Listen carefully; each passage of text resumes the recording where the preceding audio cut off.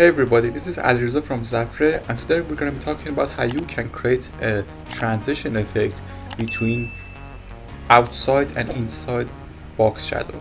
So here's how you can create it. First, we're going to be having a content wrapper that's just going to be holding a button inside of it, and it has a height of 100 view height and position relative and a display flex, and it's centered so that our elements are going to be centered inside of our div. Then we're going to be adding our button, and we're going to be giving it a class of button, and we're going to be removing the background color by giving it a background color of transparent, so it's going to look almost invisible. Then we're going to be giving it a width of 150 pixels, a height of 75 to 100. Now we're going to give it a border radius. These aren't necessary except for the color one for the background color change, but I'm just doing it so I can create the button that I want. I'm going to be giving the comp class now, and this is where we're going to be adding our shadows basically. So we had the base button created by using the class button, and now we're going to be adding shadows using our global box shadow. We're going to scroll down to the effects section, and we're going to be finding our box shadow. We're going to click on it, and we're going to be creating two outside shadows and two inside shadows. And you can do this with just one of each of them, but I'm doing it so that we can create a better looking button at the end.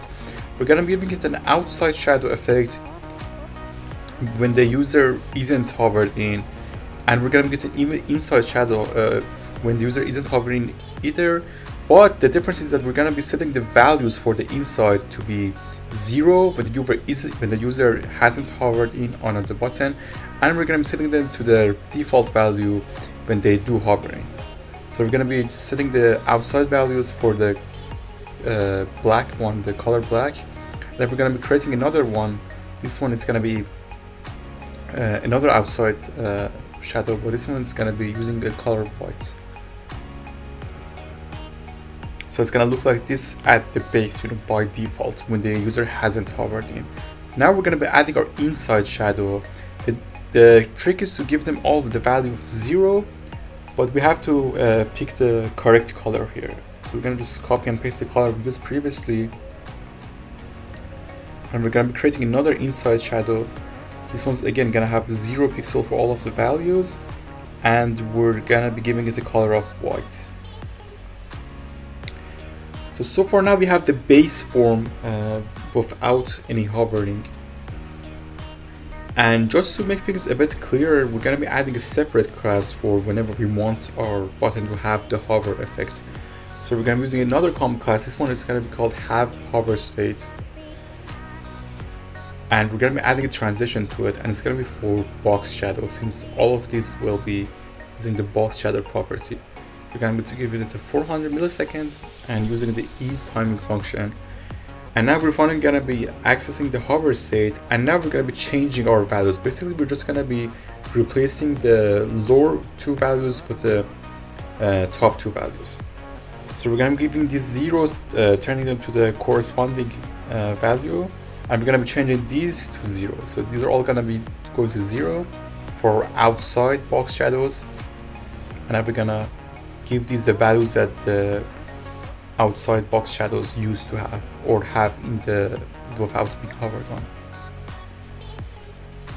Again, we're gonna set this to 0. Remember, the value is here for 447, not 0, 447. I'm just gonna copy and paste that.